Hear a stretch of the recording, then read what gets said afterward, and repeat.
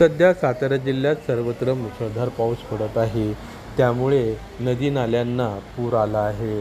सातारा तालुक्यातील माझगाव येथे उरमुडी नदीच्या पुलावरनं पाणी गेल्याने जवळपास 5 ते 6 गावांचा संपर्क तुटला आहे. अनेक वेळा मागणी करूनही या पुलाची उंची वाढवली जात नाही. यामुळे ग्रामस्थांनी नाराजी व्यक्त केली आहे. दर पावसाळ्यामध्ये पुलावरनं पाणी गेल्यामुळे गावाचा संपर्क तुटतो आणि जनजीवन विस्कळीत होते. त्यामुळे या पुलाची उंची वाढवून मिळावी अशी ग्रामस्थांची मागणी आहे. समाधान पवार, आघात न्यूज महाराष्ट्र, सातारा. हो.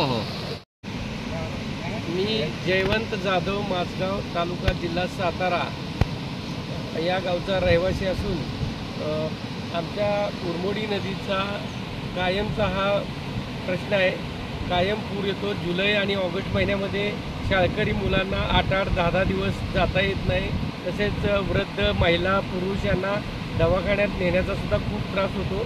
तरी शासनाने याची दखल घेऊन लवकरात लवकर पुलाला मंजुरी द्यावी ही सर्व ग्रामस्थांच्या वतीनं विनंती सरकारला आहे.